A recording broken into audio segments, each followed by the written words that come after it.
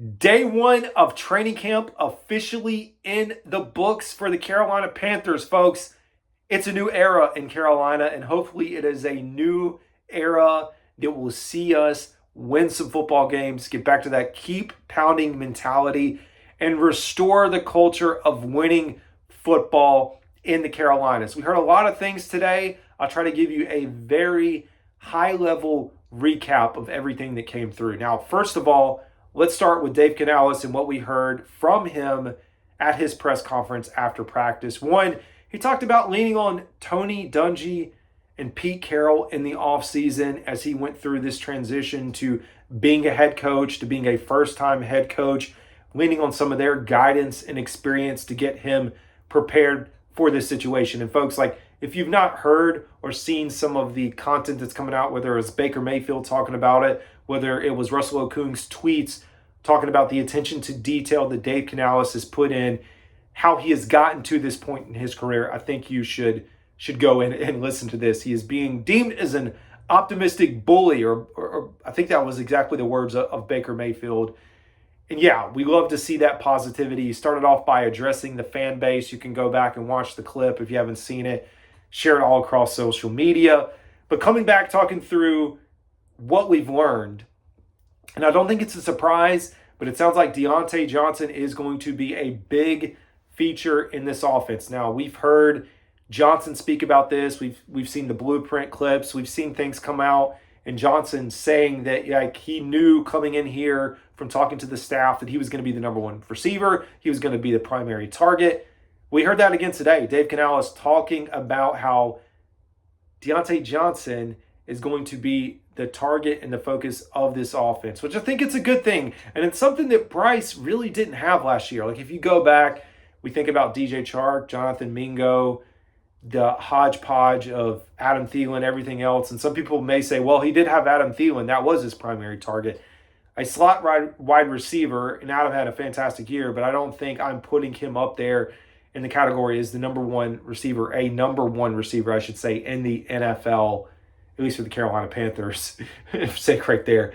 So I do think having Diontae Johnson here to establish himself and build that connection with Bryce Young, which is another topic that's been talked about, how they are growing and learning together. And it's not just what we see in practice, but it's off the field, it's on the sidelines, and the team as they continue to grow and develop together, building that relationship. Now, here's the thing I'll say. A lot of people say Bryce Young is under a lot of pressure this year. And I'm like, you know what? That's absolutely okay. Bryce Young can be under all the pressure you want to say that he's under, as long as the pressure that he's under isn't the pressure of the opposing defense, defensive line, linebackers, safety, whatever it is, coming in to sack him and pressure him.